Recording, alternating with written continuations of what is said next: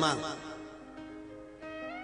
यहाँ पर जो कार्यकर्ता होंगे ना, उनसे पूछना, किसी किसी का चश्मा भी रह जाता है, किसी किसी का चप्पल रह जाता है, और कोई कोई तो ऐसी माताएं भी हैं, भाई लोग भी हैं, जिनकी दांत की बत्ती सी भी छूट जाती है। और जब घर जाती है और कुछ खाना खाने का, वो ठेले पर या यहाँ से निकलकर बाजार तो बहुत लगा है, कहीं कचौड़ी मिल रही, कहीं कुछ मिल रहा, कहीं कुछ मिल रहा, तो मन में आया कि कचौड़ी खा लूं। वो तब याद आया कि हमारी बत्ती सी तो कथा में ही रही।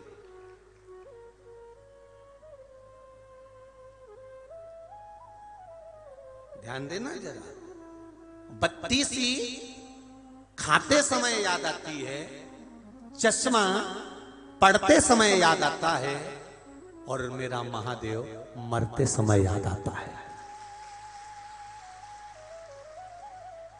बत्ती सी तब याद आएगी जब आप कुछ खाने की तैयारी में हो। मैंने मेरी बत्तीसी मैंने झोले में रखी थी, वो झोले में से कहां गई? तो क्या कथा में गई थी, कहीं गिर गई होगी। चश्मा, अरे मैं गया था कथा में, ना जाने वो चश्मा कहां रह गया। मैं बाद में ढूंढ रहे हो। और जब पढ़ने का समय आया, जब कुछ देखने का समय आया, जब पैसा निकाल कर गिनने का समय आया, तब चश्मा याद आया। अरे मैं चश्मा लेकर कथा में गई थी, मेरा चश्मा ना जाने कहां गिर गया। भाई पढ़ते समय चश्मा याद आ रहा है, खाते समय बत्तीसी याद आ रही है, और मरते समय मेरा देव महादेव याद आ रहा है कि मेरी पूरी जिंदगी निकल गई, मैंने भजन क्यों ना करा।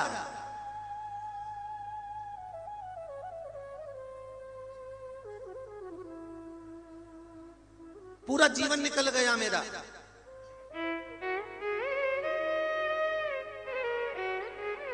पूरा जीवन, और हम भजन नहीं कर पाए।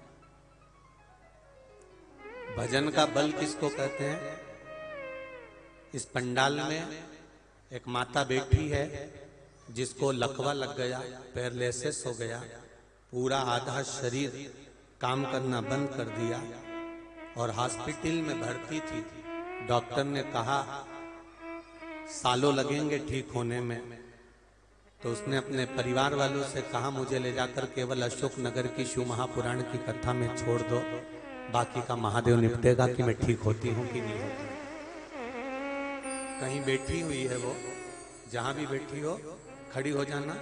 पैरालिसिस से आधा शरीर में